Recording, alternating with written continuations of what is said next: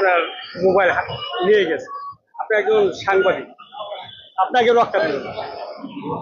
সেটাই তো দুঃখ লাগে, আফসোস লাগে যে আসলে এমন দেশে আছি আমরা যে কিছু বলারও নাই, যে সব বিষয় নিয়ে গর্ব করব সেটা নিয়ে নিজেরই দুঃখ লাগে। আজকে প্রেস ক্লাবে জাতীয় গণমাধ্যম সপ্তাহ উপলক্ষে এসেছিলাম। আজকে ওখানে আমার বক্তব্য রাখার কথা ছিল, কিছুক্ষণ আগে আমি বক্তব্য রাখছিলাম। তো আমি যখন কথা বলছিলাম তখন আমার পকেট থেকে, ডান পকেট থেকে আমি মোবাইলটা লাস্ট কথা বলে ডান পকেটে রেখেছি, আমার মনে আছে। তো বক্তব্য শেষ করার পরে দেখি মোবাইলটা নাই। তো কিছু বলার নাই, দুঃখ লাগে, কষ্ট লাগে।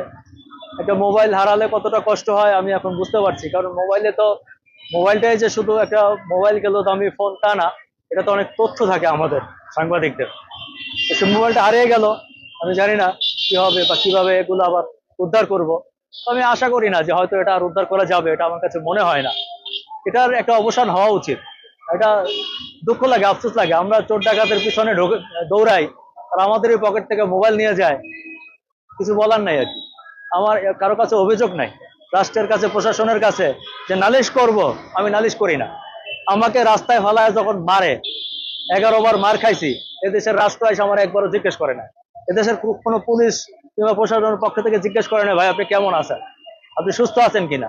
তো সেখানে একটা মোবাইল, এটা তো মামুলি ব্যাপার, কোনো অভিযোগ নাই, কোথাও নালিশও করব না, মামলাও করব না, জিডিও করব না, কিছু লাগবে না আমার। এই যে প্রেস ক্লাবের মতো জায়গা, এরকম আজকে বেশ কিছু মোবাইল নিয়ে গেছে, এখানে কি পুলিশের একটা নজরদারি থাকা উচিত না? উচিত তো ছিল, একটা নজরদারি না, প্রত্যেকটা মানুষকে আজকে নজরদারির আওতায় রাখা উচিত ছিল। এটা জাতীয় প্রেস ক্লাবে একটা মোবাইল চুরির ঘটনা, এটা লজ্জাজনক, ন্যাক্কারজনক।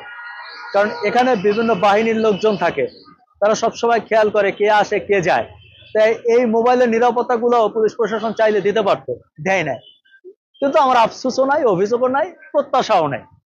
যদি ভালো কোনো লোক নিয়ে থাকে সেই মোবাইলটা ফেরত চান কিনা?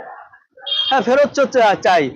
আমি প্রয়োজনে মোবাইলের যে দাম, এই টাকা তারা দিয়ে দিব, তাও যেন কেউ আমার মোবাইলটা ফেরত দেয়। কারণ ওটার মধ্যে আমার অনেক তথ্য আছে, SMS আছে, নাম্বার গুলো আছে। আমার প্রিয়জনরা ফোন করে আমাকে হয়তো এখন আর পাবে না, আফসোস আছে। সিম টিম তুলতে হবে, আবার ফোন কিনতে হবে, কষ্ট তো আছেই। হ্যাঁ, কিন্তু কিছু করার নাই, কি বলবো বলেন। আমি খুবই অবাক, আমি খুবই হতাশ, দোয়া চাই, আর কিছু না। ঠিক আছে। Thank you.